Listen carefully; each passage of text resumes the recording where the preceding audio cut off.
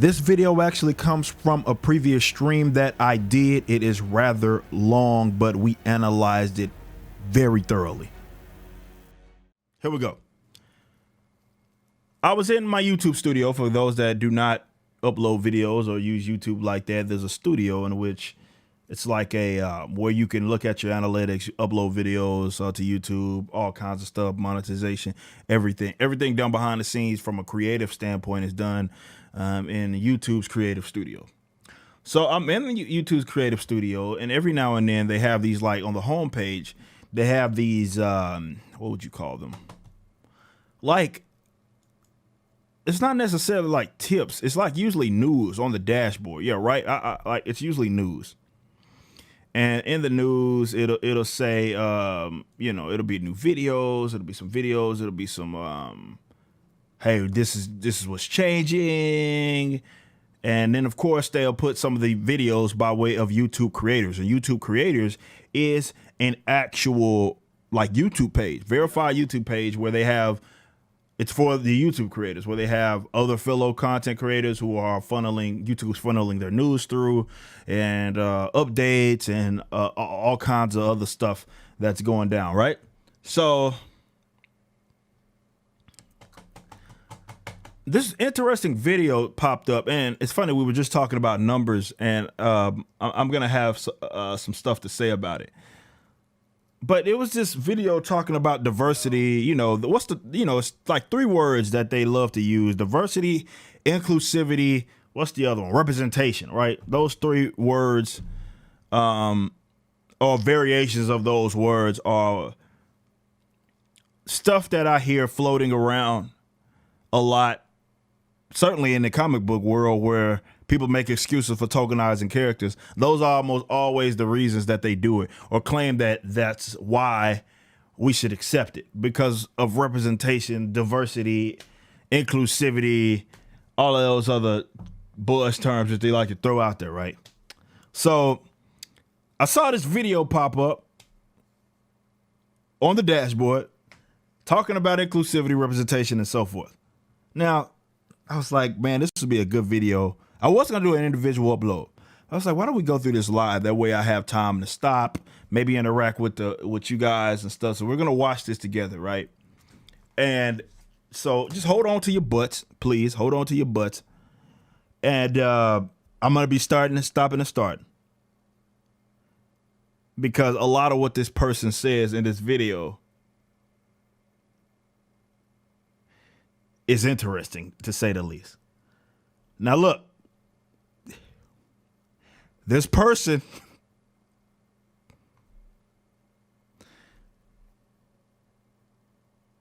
is wearing something that I wouldn't personally advise.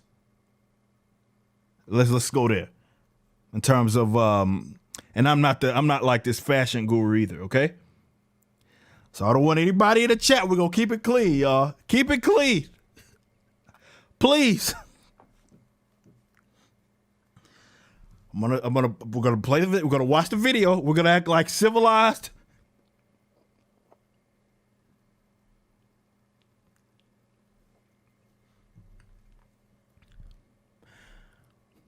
We're gonna act like civilized people in the chat. I want YouTube to understand that this is a very professional, respectful,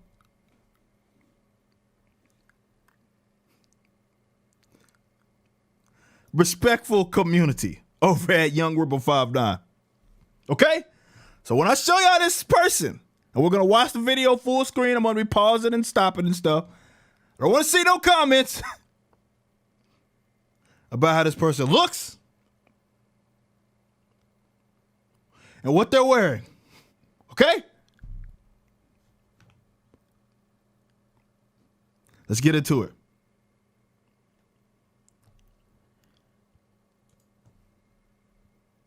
YouTube's mission is to give everyone a voice and show them the world. If you're looking for ways to make your content more inclusive and appeal to a broader audience, then you are watching the right video. We're going to cover tips on how your YouTube channel can foster greater inclusion and show you how your channel can be a force for good. All right, so that was the premise, right? She's about to show us how our channels can be more inclusive, which means wider audience. And our channels can be a force. Come on, y'all. Didn't I just...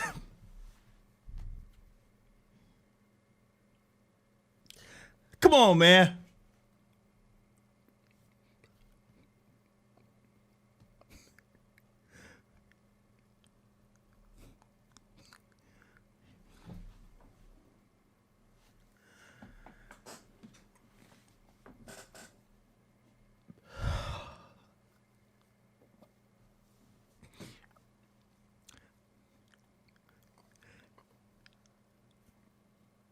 The premise of the video,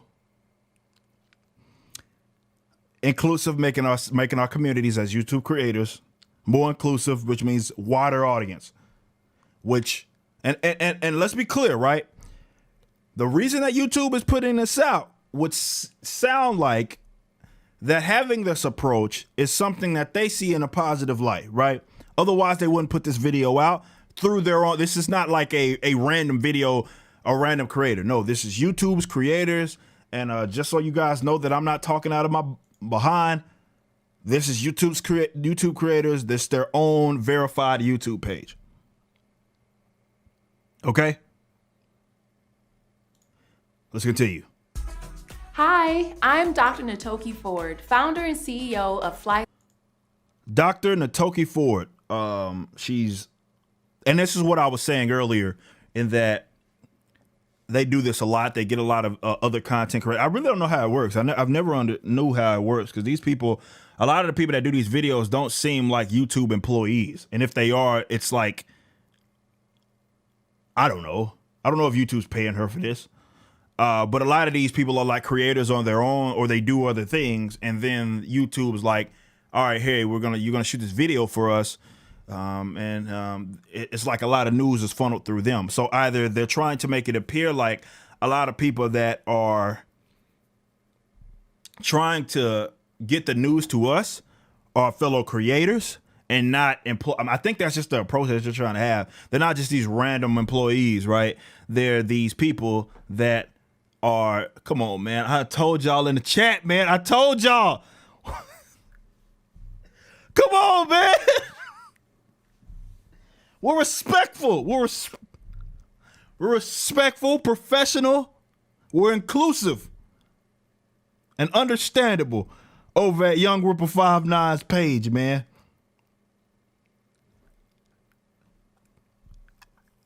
But Dr. Natoki Ford, PhD, is a founder and CEO of Fly Side Enterprise. The reason I'm bringing that up is because they're not putting this out there like, hey, I'm YouTube's community manager, or so. I don't know. This is a person that doesn't work for YouTube. This is just technically a fellow creator. Maybe she has some expertise. I don't know what her PhD is, maybe in this subject matter, something like that. So let's continue. Oh, buffering, right? That's fantastic. Side Enterprise, that's why. an education and media consulting firm focused on leveraging the power of storytelling to promote social change. All right, I paused it at a wrong spot. All right, cool. That's not even better. There we go. So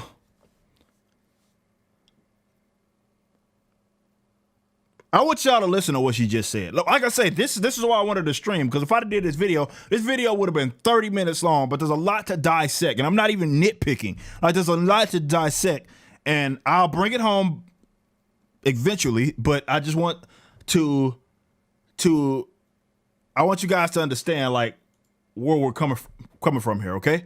Ford, founder and CEO of Flyside and leveraging the consulting firm focused and CEO of Flyside Enterprise, an education and media consulting firm focused on leveraging the power of storytelling to promote social change. Okay, so the company that she works for is a consulting firm that she said she was CEO of. Is a consulting firm that seems to emphasize using storytelling to bring about social change. I'm going to go back to the good looking man right quick. Does that not sound almost exactly like these hack writers are doing over at like Marvel? Correct me if I'm wrong. Like she worded it almost verbatim to what I feel like is being done. I'm gonna play it for you guys one more time. What she says that she does. Now, remind you, YouTube is like, hey, I don't know if they maybe consulted to her, and that's why they are bringing her on to do these videos and stuff for them. But does that not? I want you to listen. I want you to listen to what she says in terms of how she describes her company. Oh shit. Ford, founder and CEO of Flyside Enterprise, an education and media consulting firm focused on leveraging the power of storytelling to promote social change. Leveraging the power of storytelling to bring about social change. Does that not sound exactly like, correct me if I'm wrong, chat. Does that not sound exactly like what the guys over at, or even what I've accused them of, Marvel, those hack writers at Marvel are doing when it comes to these characters? Have I not said the description of her company is literally what I say that they're doing? She worded it in a way that that's better than what I ever could have said. She says, and it's interesting that she uses the term leveraging the power of storytelling to bring about social change. Does that not sound almost exactly like what I accuse these Marvel hack writers when basically all she's doing is saying it in a prettier way? That sounds, it's in a positive note. I say it in a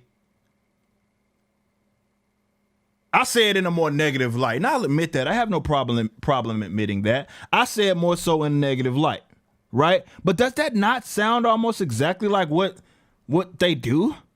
Leveraging the power of storytelling to bring about social change. How I've worded it is that they use the comic book characters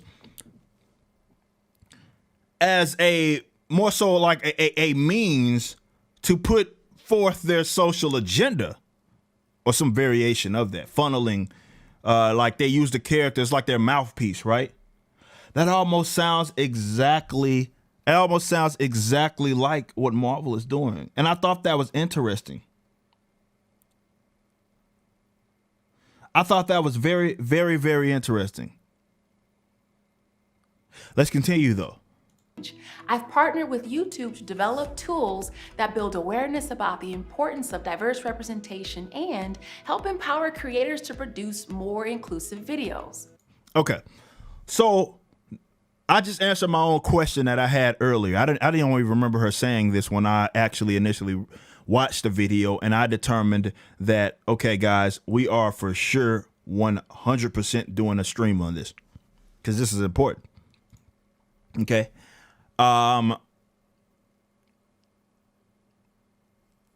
She's saying that she's partnered with YouTube, right? I think that's important. And that makes sense as to why the YouTube creator studio, or it's not creator studio, YouTube creator, excuse me, are putting out this video with her being a spokesperson or spokeswoman or what have you. Now, that would make sense. So I don't know if YouTube and their shot callers were like, hey, and that's not really important whether YouTube initiated this deal and YouTube was like, hey, we want you to, again, they're a consulting firm. So we need some help here in this area. I don't know if it's going down like that or if this was a case of, which often is the case when you deal with consulting firms, she pitched to her company to YouTube and YouTube bid.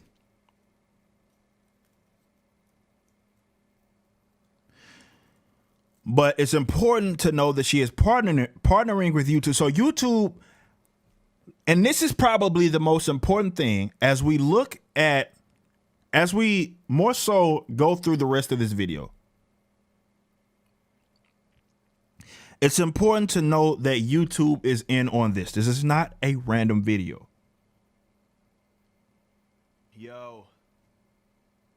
This is not a random video. This is a collaborative effort, and YouTube not only is promoting this, they brought her on. She's confirmed this. This isn't anything like me saying this or making some stuff up, okay? Let's continue. What I'll dive into today comes from research from leading institutions as well as feedback we collected from quite a few top YouTube creators and partner organizations. Before we jump in, it's important to talk about the difference between diversity and inclusion.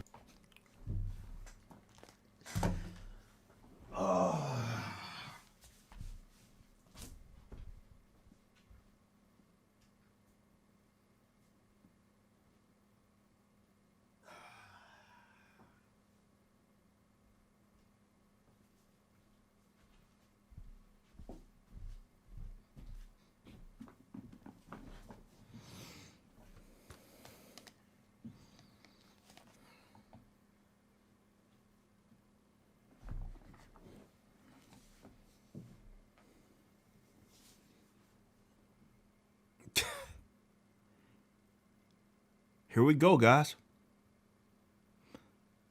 Here we go. And by the way, somebody brought up a good point. Research from their echo chamber universities, which is what it is.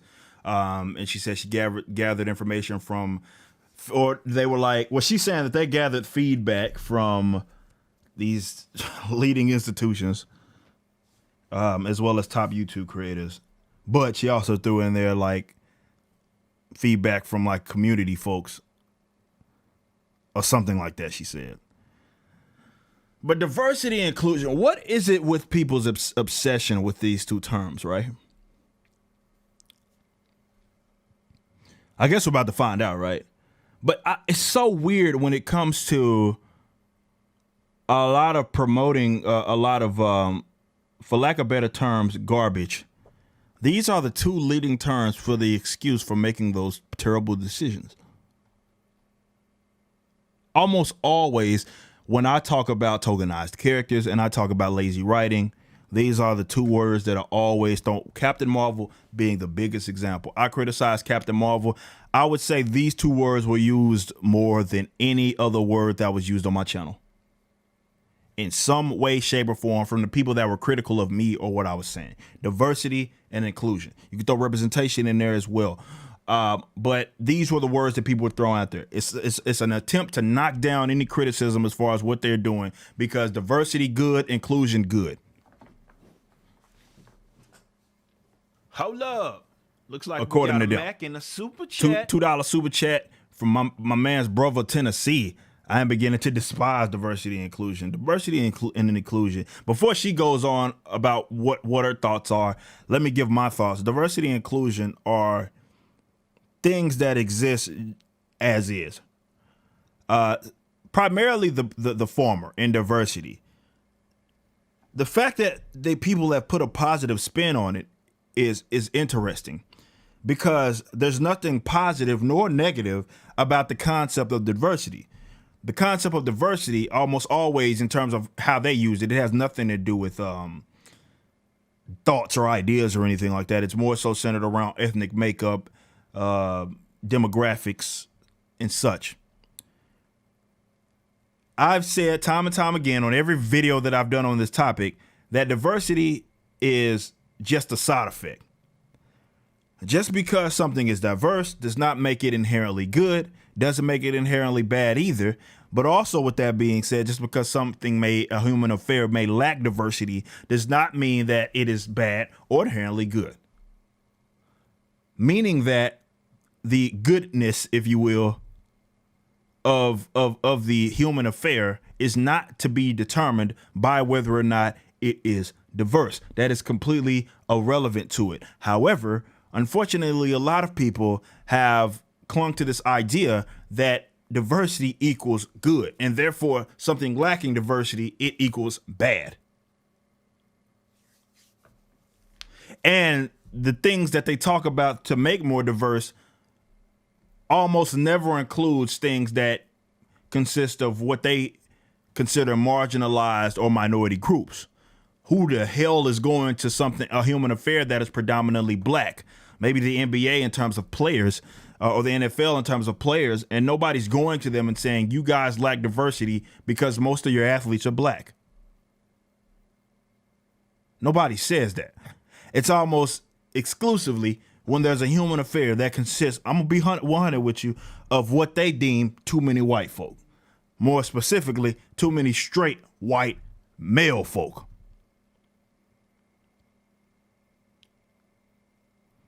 But let's continue. Diversity means different voices can be represented, but inclusion means all those different voices are actually being heard. That's an interesting definition that she's using there. She's saying that diversity, and let's go back here. Diversity means different voices can be represented.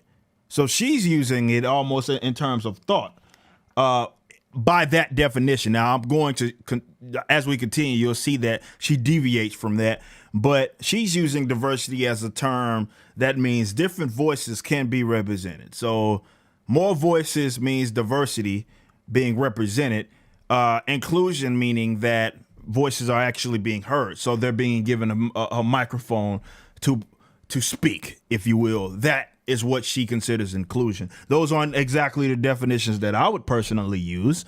But nonetheless, we'll run with it and that's important. I think that give her credit. Give her credit. Give her credit. Let's give her credit. Mac in the super chat. A lot of people don't do this, but she is, the core terms that she is using, she's defining them. So we can sit here and disagree on what the definition that she's using is, and it might be crap, but at the very least, we'll know as she's using it, supposedly, we'll know what she's using it as. And I think that's important when it comes to debating a topic, is that the definitions, the terms are defined. And this is why I don't get caught up so much in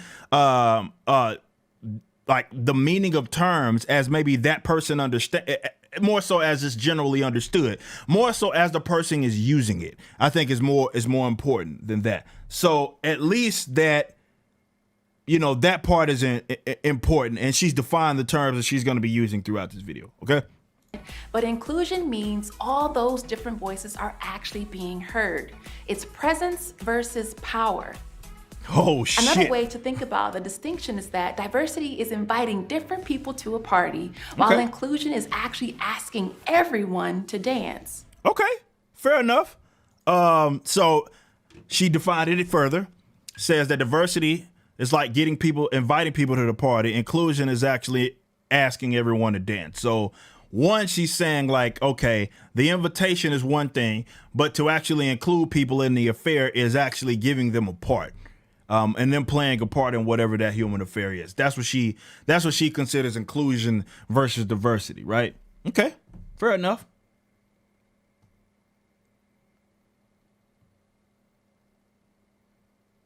Everyone to dance. So let's talk about the opportunity here. On-screen representation in media is improving, but it's not fully reflecting the diversity of the world. Are you ready for some stats? I am. In the U.S., women are 51% of the population, here but we only go. 40% of television broadcast. I hate when people do this, y'all. I absolutely hate when people do this, because what they've wrongfully stated is that, okay, it's not, and I'm not saying that what she's saying is wrong. Like what she's saying in terms of the facts, yes, 51% of the population, whatever, versus 40%. I can't verify that because I haven't done any studies on this. I haven't seen, I don't know, but I'll accept that as fact because that part is not important. The part that's more so important is that she's using that to say there's something wrong, right? Because and I want to be careful, and for those that are coming to this live, right, that are just not getting here, I know there's more people that are actually here than what were here before. If you here, by the way, y'all, 228, or I don't know if it's 228 of y'all, I just know that was my peak. Please thumbs this video up, by the way. I would greatly appreciate that. We're going to be diving into what we're doing right now is diving into YouTube creators, their new video that they had put out that they actually plastered out there on everybody's news on their YouTube creator studio. And this is talking about create inclusive videos to reach more viewers, get more viewers by being inclusive. Okay, perfect. 51% of the population is women, 40% of television broadcast leads. So what it does is first of all, she's insinuating, and we'll listen to what she says because I don't want to straw man the position. Population, but only of the world. Are you ready for some stats? In the US, women are 51% of the population, but only 40% of television broadcast. So what she's basically saying is that, okay, there is a problem here because there's this many women, but the percentage of television broadcast leads isn't reflective of that. It completely ignores, and I'm willing to bet 100% she's not going to go through. Matter of fact, before I put my foot in my mouth, let's keep listening. Multicultural people comprise 39% of the population, but just 22% of broadcast leads. Here's another one.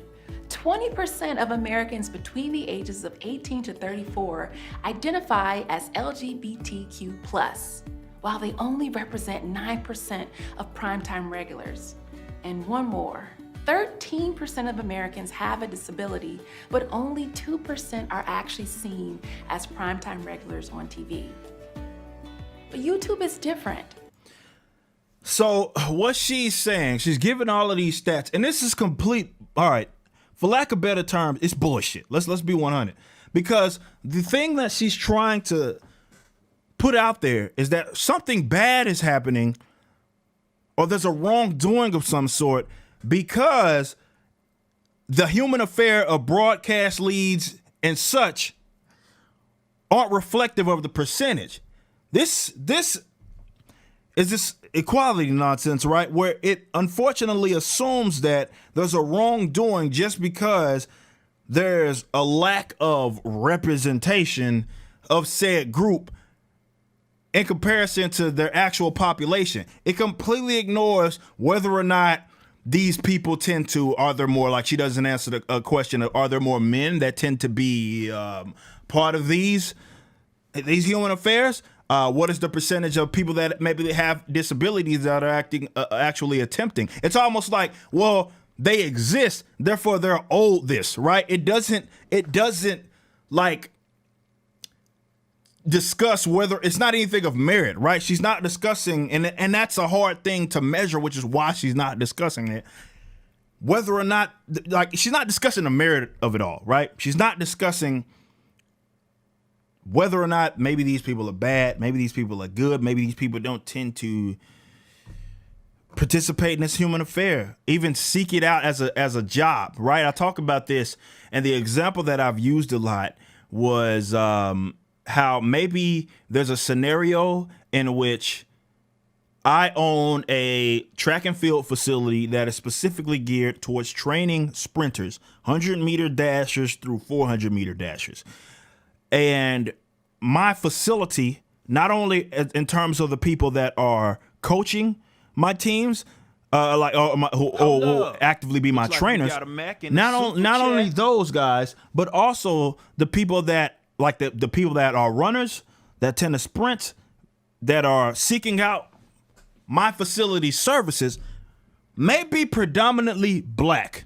Almost, I can guarantee, if that such business model exists, almost exclusively the coaches and the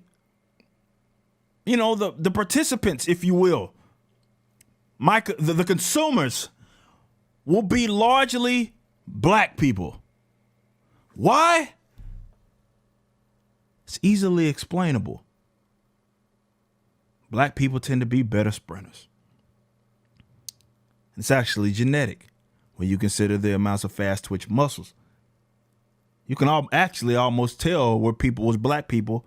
I'm not trying to go for a whole tip on y'all, but you can actually tell a lot about, in terms of where their ancestry is versus West African, East African, determining on, how they're fast, or can they run fast for a very long time versus just sprinting full speed, which is why you get like Jamaicans versus in their ancestry versus maybe Kenyans, right, and Ethiopians, and who tend to do the longer distances, right?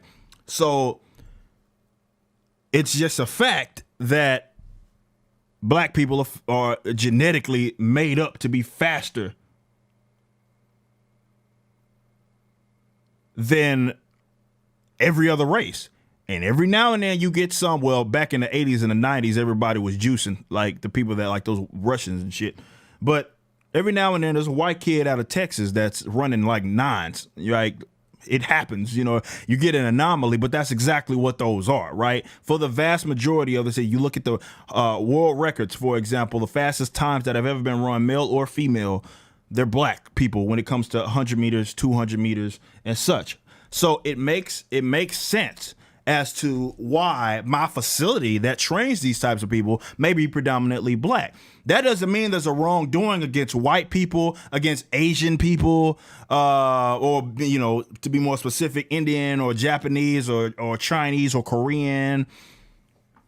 It's not a knock on them because the makeup of my facility may be of that sort, even though, like in America's case, 14% of the population is black, but yet my track facility may be, let's say, 90% black, right? Let's just throw a number out there, maybe 90% black. That does not mean that there's a wrongdoing. Now, there's other factors that can come into that, but I'm just looking at it from, it's not a secret as to, you know, black people tend to sprint fast, right?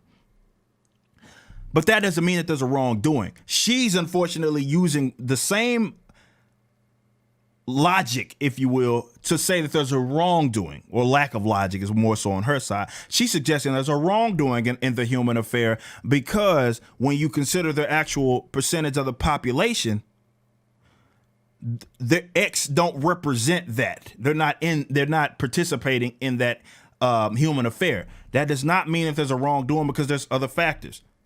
That's all I'm saying. This is why she's starting off on some bullshit.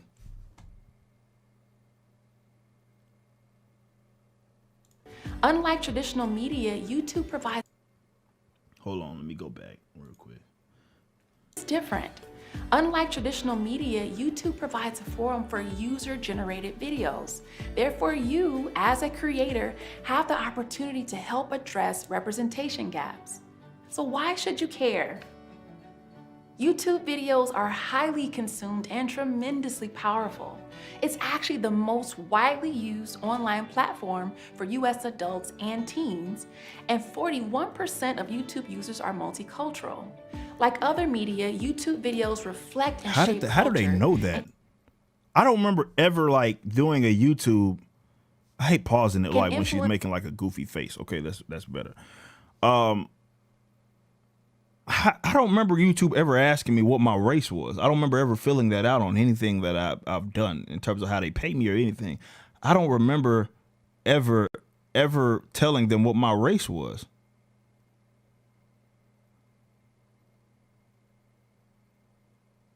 How do they know or cultural, right? I don't know if she's using culture loosely. Multicultural, maybe she's not meaning ethnic makeup, and okay, touche if that's the case. But then again, what the hell is she talking about? What the hell is multicultural? She didn't define that. Is that not? Yeah, self-identify. All right, so she's saying they self-identify as multicultural. Okay, I never asked about what culture I came from. I've never asked. I've never been asked about that. Can I get some feedback in the chat? Like, have you seen any, like, I don't know if it would be like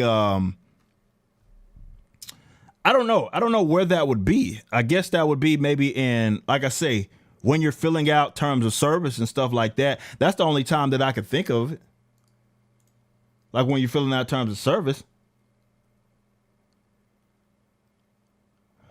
Because when I get paid out, I don't remember ever filling out something that was like, hey, do you identify as anything? So how do they know this?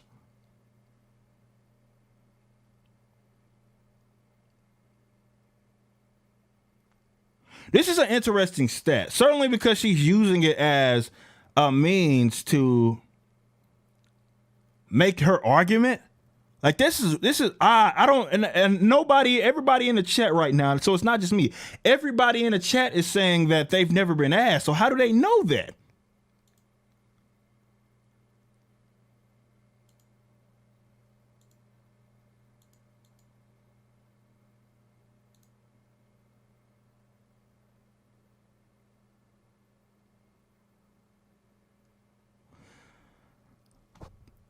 Because she's saying self-identify, like, okay, that would mean that somebody would have had to voluntarily let them know of that.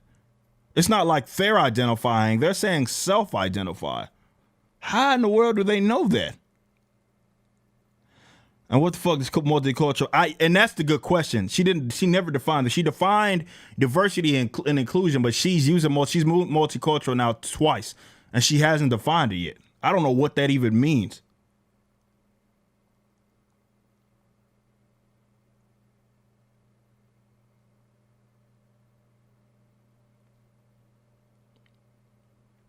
But even on my Google account, like I've never been in a situation where anything that I have Google connected, I don't have a Google phone, where I was specifically, not that I remember at least, was specifically asked, what culture do you belong to? Because that would have had to been the question. And I was like, I identify of this culture. Yes, it would probably help if we could just get her definition of it.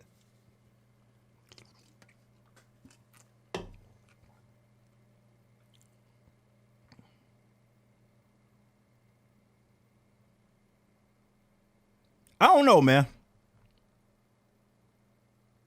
Cultural. Like other media, YouTube videos reflect and shape culture and can influence the public's perceptions of certain subjects, careers, and marginalized people. All media can either reinforce biases and stereotypes, or it can be a tool to help counter stereotypes and reduce biases. Increasing diversity in media is not only good for society, it's also good for business. Bullshit. That's a false statement, objectively. And I'm going to tell you exactly why by referencing the analogy that I gave you guys, right? Talking about, matter of fact, I'm going to be 100 with you. This may sound a little racist, right? It ain't by design, right?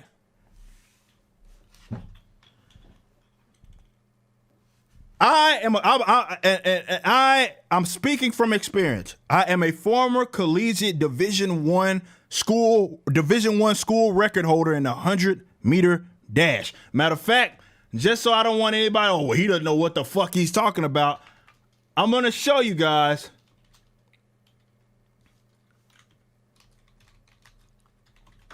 Just so it's not like, whoa, well, look at this. What the fuck do you know about this? I just want people to understand exactly where I'm coming from.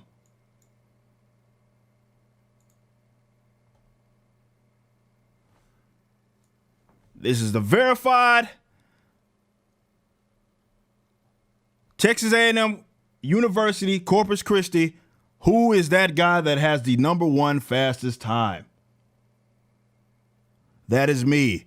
When you walk into their beautifully, unfortunately, the year after I left, they built this badass new field and facility. There's a big ass record book, like I don't know what you would call it, not a book, but whatever sign, if you will, that has all of these names of each main event. My name is at the top of that motherfucker, as in the record holder for A&M, Texas A&M Corpus Christi University.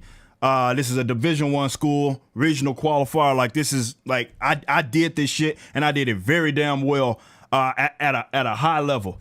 So the reason I wanted to show that is because what I'm about to say may sound pretty fucked up, but this is real talk.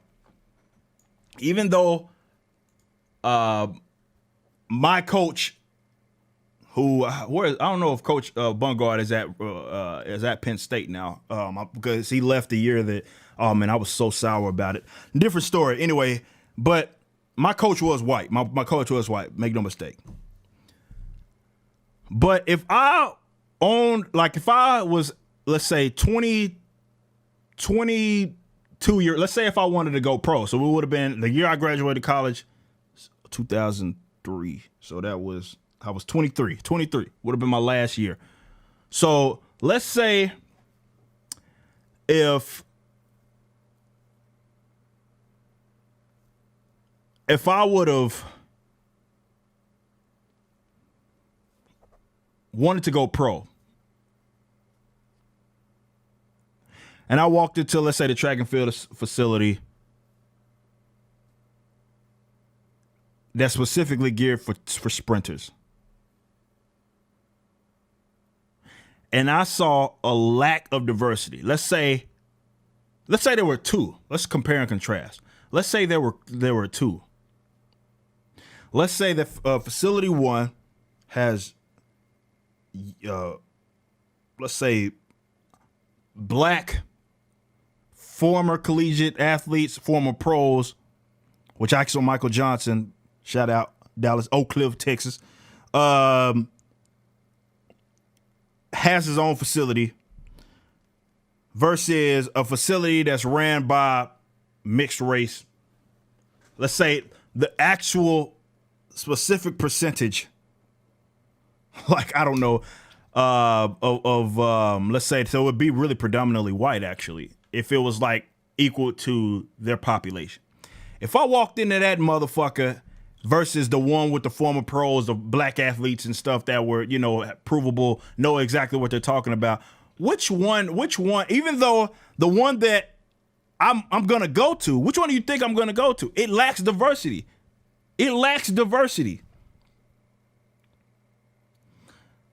But that doesn't mean that there's something wrong with that.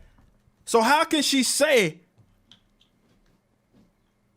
as a positive fact, increasing diversity is good for society, more specifically business, whether or not your business, certainly, and I get it, maybe that's specific to what business you're in, but just because the business may lack diversity does not mean it's bad.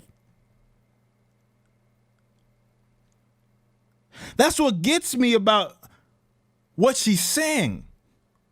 Like, there's nothing wrong. She's saying, like, inherently diversity is good. No, it's not. Just because you have a bunch of different colored people does not mean that it's good.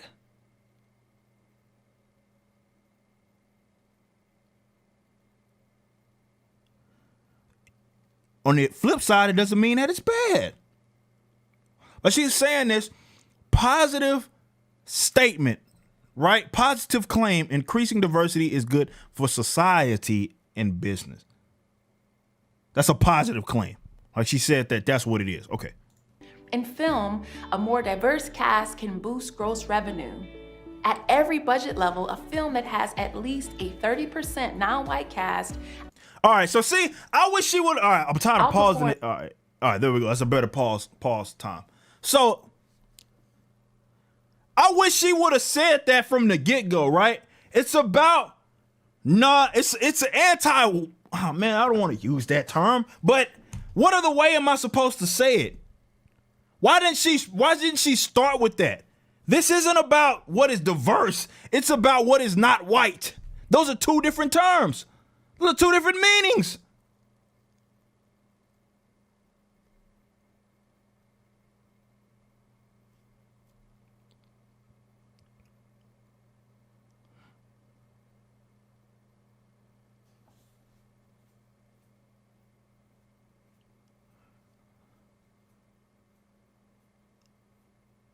Those are two different meanings. And the thing is,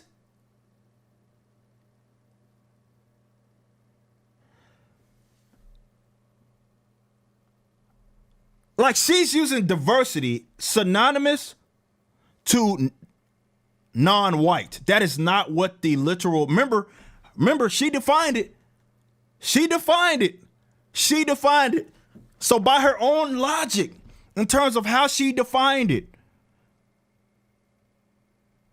if something had, let's say, only 10% white people, it would be bad. Remember, I don't want to straw man this woman. Different voices can be represented, and then she defined the inclusion And then she defined it again. There we go. Inviting different people to the party. Whether or not it's non-white is irrelevant to that. But she's using now, moving on to, I was at 318. Now she's using it in a way that defines it as non-white. Non-white is not synonymous to diversity. If it was diverse, it would include white people too. See, this is how they have these types, man. It's so slight, but it's an important thing to note because it's their tactic. Their whole tactic is centered around this. Their entire tactic is centered around changing meanings of words on the fly. This is a 5 minute and 36 second and this like video, right? But she doesn't straight up redefine it. She uses it in a way that is different from how she originally defined it as.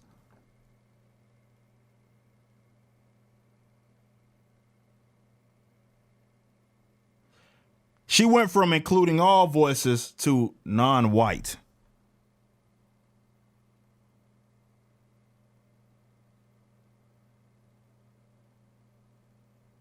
It's slick. It's very slick, man, that they do it, but they do this shit all the time. And by they, I'm meaning advocates of stuff like this. This is how they are able to get away with me saying, when I say something like, well, diversity is a bunch of bullshit, right? In terms of you using it as a way that means something positive, they will then say that I hate myself for being black. On the other side, if you are a white person, maybe that says diversity as they use it is a gimmick. It's not, it doesn't mean that like whether something lacks diversity or has diversity does not take away or give to its merit. They would say that you're racist. How are they able to do that? By doing slick shit like she just did in this video, man.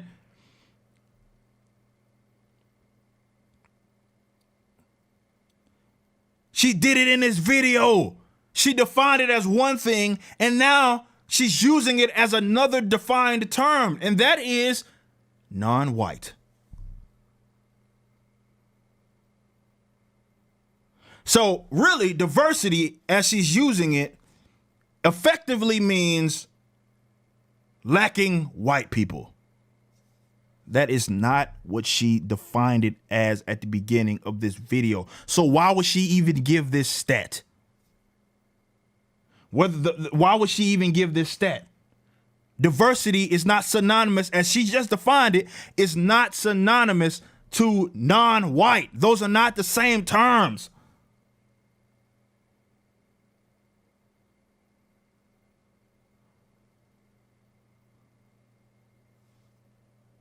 But that's slick, and this is why I want to do this video, because it's like, dude, YouTube themselves have a hand in this shit, man.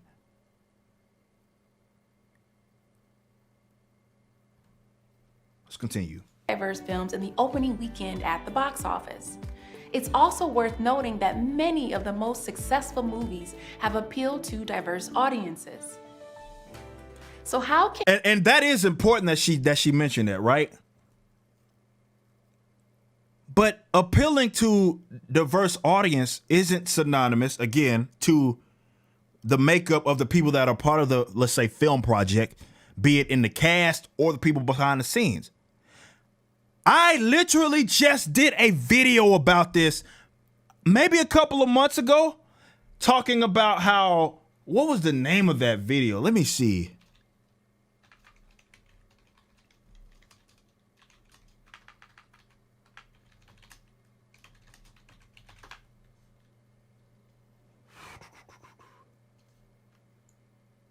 Damn, what was the name of that video? I can't remember the name of it, man.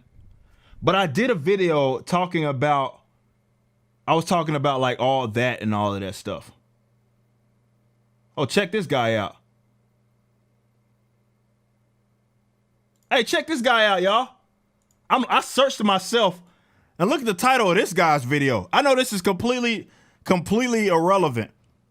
This guy, who has 21. I have no idea. This is the first time I've ever seen this. The summary of Young Group of 5'9". Selfish, racist, sexist, ageist, and fucking psychotic. Research any type of news. He doesn't want to do any of that. He thinks that his opinions are facts, and of course that isn't true, as I've learned over the years. Who the fuck is this guy? Who is this guy? Why is this old skinny ass man? Do some fucking push-ups or something, man, before you do a video about me. Come on, look at these noodle arms he got, man. Come on, man, let's do a couple of push-ups, man. You can't be doing videos about me this skinny.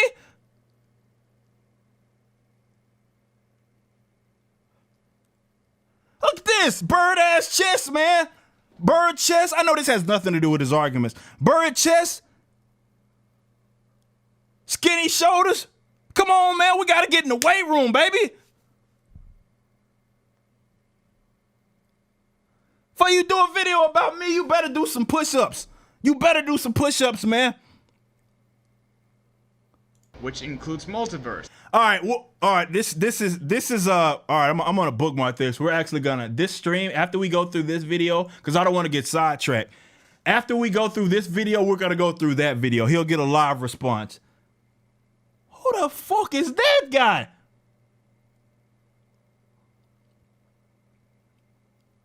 We'll go through his video. But let's continue. Where was I going? Oh yeah, so I had a video talking about. There was a time, a point in time throughout the 90s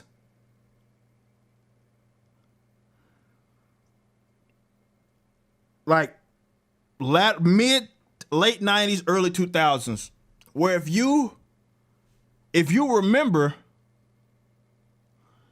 people didn't obsess over racism.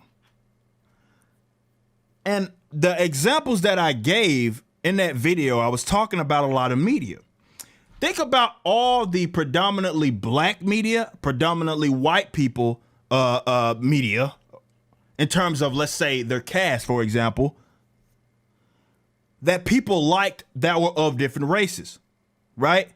You had Living Color, which was predominantly black, but it had mixed races. But in the same respects, you had things that were predominantly black. Jamie Foxx Show, Martin, Fresh Prince, that Hispanics, white people, they loved.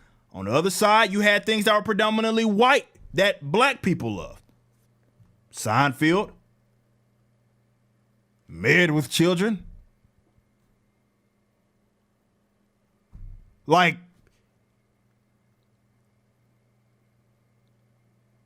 those were things that I know that my mother and stuff would watch. And we love those shows, right?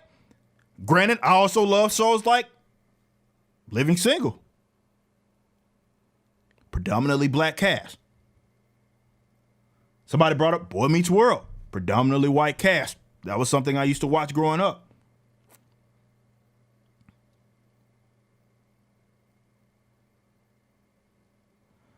So there were shows that people liked that were of different races.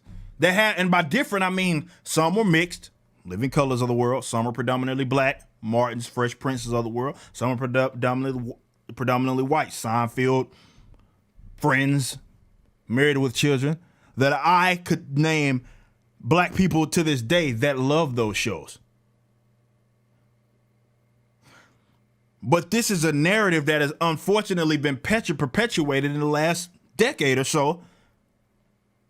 Hyper perpetuated, like, well, if this doesn't have black people, I can't enjoy it. Like, who the fuck says that?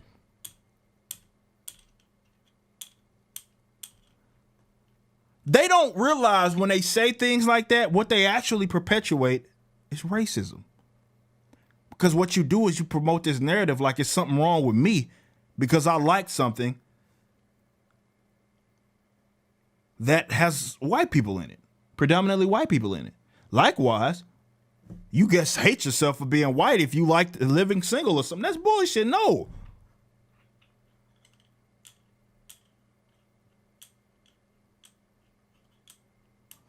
Let's continue. Can your YouTube channel help foster greater inclusion?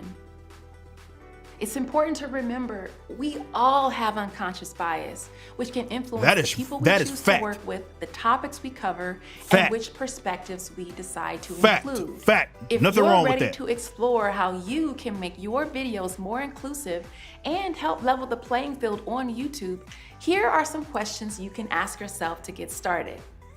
Who's on my team? Diversity is a driver of innovation.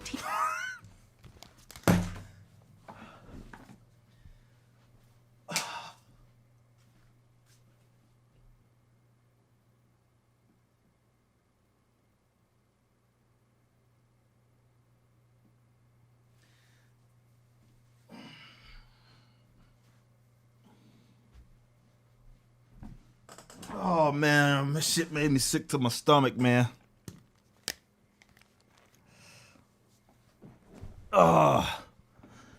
It made me sick to my stomach, man.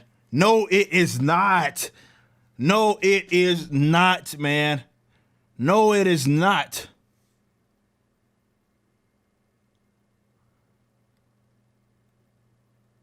No, it is not, man. No, it does not. That is not word. That's a positive statement that she just makes. And it's like, this driver. No, how? Let's hear her explain. That have diverse perspectives are more creative and more innovative. That is not, like, I wonder what she's coming up with that, though. Because she's operating like, yeah, it's a fact. Teams that are diverse are more creative. Since when? So if I got a group of, all right, so what are they saying? That people can't enjoy like anime because they're predominantly made by Japanese people? Are you going to say like, or I don't know, manga, Japanese comics that are made by exclusively by Asian people? Or is she saying that the mangas,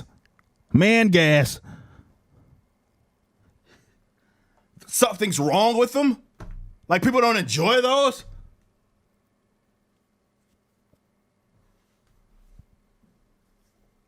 Like a lot of people, including Americans, both white, black,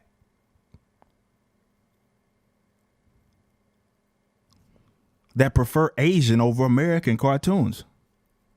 Asians, animes. Some people prefer Asians too over American cartoons, though those have nothing to do with each other. But some people prefer animes over American cartoons.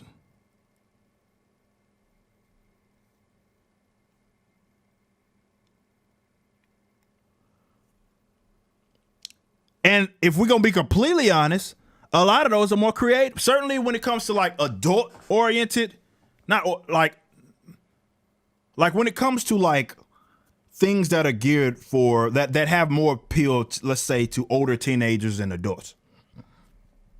When it comes to animation, I objectively believe when it comes to that sort of media, anime produces better content. There are some outliers. Boondocks, which ironically has a lot of Asian anime influence, if we're going to be honest. But there's a lot of good, adult, you got the Family Guys of the world, South Parks, that's quality. But I would say, on average, there's better produced, certainly for adults, there's just anime is better than a lot of the American cartoons.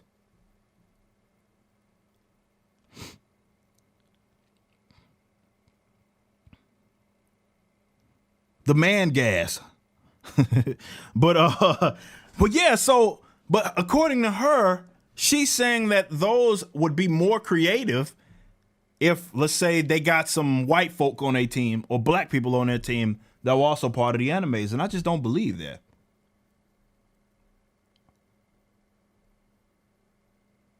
Likewise, having a predominantly black cast for Boondocks makes all the sense in the world.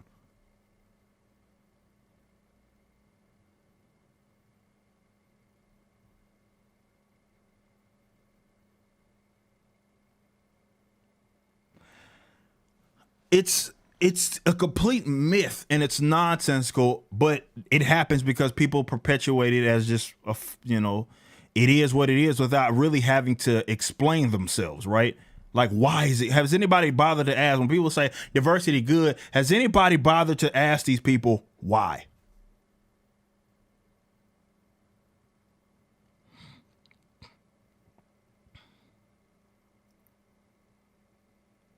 Has anybody bothered to just be like, okay, why?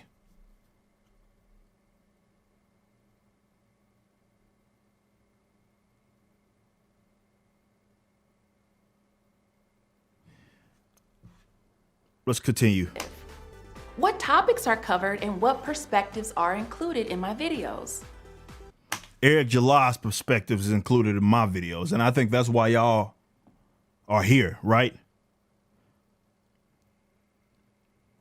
And my perspective may be shared in terms of people agreeing with me. I know for a fact that I got white people, black people, Asian people, Hispanic people that follow me. Now, what the percentage is, I would have to, I don't know if Google Analytics can, I've never thought to look. I know from male to female that my audience is predominantly male. Let her tell it I'm fucking up because I don't have an inclusive female perspective in my videos. Start by looking at the type of videos that you're making.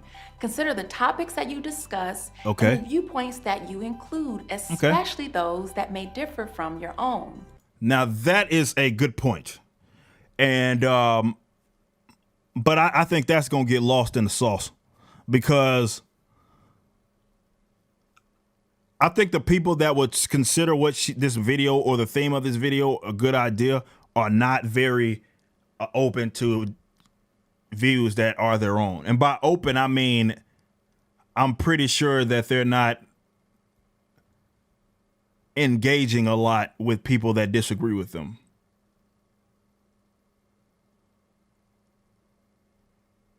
But the reality is that you cannot, it's hard to appeal to everybody. This is why people's when they're subscribed, the people that they subscribe to are more of their taste. I do have people that are subscribed to me that disagree with me, especially politically and socially, because I'm an anarchist, I'm a libertarian, and I know a lot of people that openly say, I don't know, like, you teach me things that are new about the philosophy that I didn't know. And I appreciate that. But in the same respects, the way that I already know isn't for everybody. And I'm pretty open about that.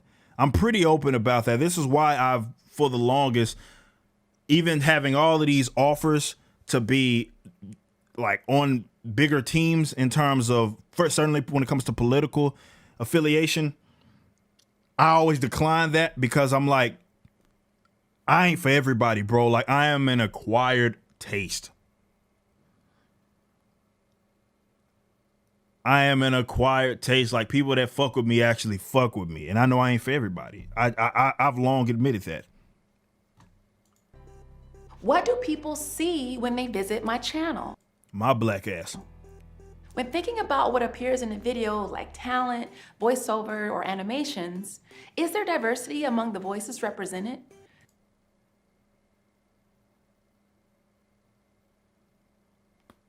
Okay. We tend to default to what feels easiest, so decision-making can be largely driven by convenience. Consider going beyond our usual circles and sources.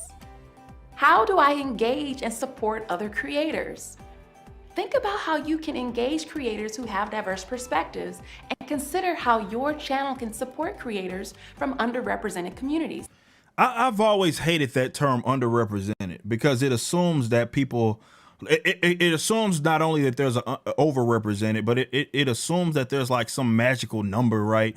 That is, well, as she was using it, it was equivalent to the population, right? The population of whatever, I don't know, the people of women, right? Let's use women. She did use that as an example, is X, but the people that are involved in broadcast leaves are Y, right? So she's like, all right, problem. So women are underrepresented. And it's like, That's not how human affairs work. Like, you got to understand that demographics, it's funny, she's talking about all this diversity stuff, but people don't understand that demographics are an actual thing. Like the analogy that I use with track and field. Like, certain demographics gravitate towards certain things, right? And it's not just limited to, ethnic makeup. It's limited to location and stuff like that, where certain people gravitate to certain things. That has to be taken into consideration if you're going to do something as generic as, let's say, not generic, but if you're going to do something like broadcast leads, right? Okay, well, what percentage of when it comes to people that are wanting to pursue this, does it tend to be men over women, right? Like, does it tend to be black people over white people or vice versa? Like, those are things that have to be taken into consideration. Like, just because the makeup of swimmers, right, professional swimmers, aren't usually black. American swimmers aren't usually black. Does not mean that there's a wrongdoing there. A lot of black motherfuckers can't swim at all. Hell, that's a stereotype that they can't swim. I can swim like a motherfucking dolphin. Thank you much. Nonetheless, that's not like motherfuckers ain't waking. A lot of black folks don't wake up and be like, you know what would be a good sport to put my kid in? Swimming. No. Basketball, football. Not only are they black folks genetically, when it comes to, again, fast twitch muscles, they're going to be better suited for that. They pursue that. So just because the makeup of NBA is predominantly black does not mean that there's something that needs to be done to properly represent Asian folk or white folk.